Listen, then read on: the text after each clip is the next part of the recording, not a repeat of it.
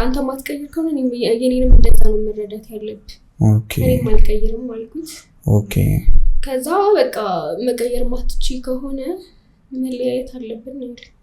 ኦኬ ስልክ ፈልጎ አይመስለኝም። እንዴት ነው እሱ መጀመሪያ ላይ ስራ ምናምን እንደሚሰራ ነገር ያለው ከአባቱ ጋር ነው የሚሰራው እና ነገን ደግሞ ተስፋ የሚያደርገው በዛ ስራ ተማምኖ ነው እና አባትየው ምን አሉ ከሷና ከቤተሰብ ምረጥ ነው ያለው። ኦኬ አንቺ ምን እንደተባልሽ?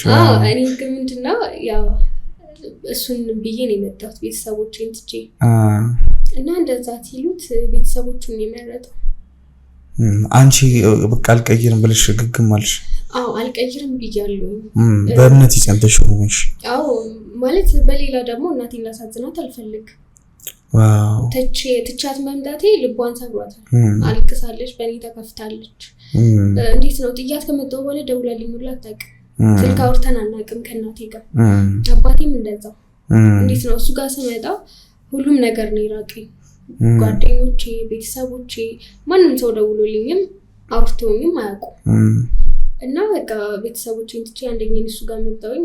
ህይወቴ ውስጥ ያለው እሱ ነው፣ ቤተሰቤ እሱ ነው፣ ዘመዴ እሱ ነው፣ ሁሉ ነገር እሱ ነው። እና በዛ አይነት መንገድ እየቀጠልን በቃ ሃይማኖቷን መቀየር አለባት። አልቀይርም አልኩኝ። ከዛ እሱም ቤተሰቦቹን መረጠ።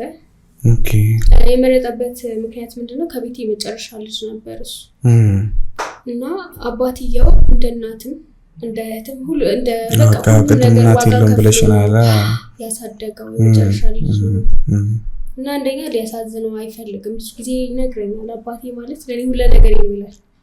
አባቱን አለመስማት አይችልም። ስለዚህ ቤተሰቦቹን መረጠ። ሁለተኛው ነገር ደግሞ ምንድነው? እኔን ከመረጠኝ እዛ ከቤተሰቦቹ ጋር ነው ስራ የሚሰራው መርካቶ እና ስራውን ያጣል። ስራውን ካጣ ደግሞ በምንም ሊያስተዳድረኝ አይችልም። ምንም ነገር የለውም። ስለዚህ እሱም ቤተሰቦቹን መረጠ። ከዛ በቃ ሃይማኖቷን ትቀይር አልቀይርም እያልን እየተጨቃጨቀን ቆየን። ቤታችሁ ጭቅጭቅ በዛ በጣም ከሚባለው በላይ። ድሮ በጣም በፍቅር እንዴት ነው እየቀነሰ መጣ። እንደ መጀመሪያው ከሳንጋባ በፊት እንደነበረው አይደለም። ስለ ሃይማኖት ሳይነሳ በፊት ራሱ መዳወል ምናምን የሚባል ነገር እየቀነሰ መጣ። ሰለቸውት እንዴ ምናምን ብዬ ሁላ አስቤ አውቃለሁ። ግን ምንድነው በቃ እኔ ስለ ሃይማኖት ምናምን አላወራንም።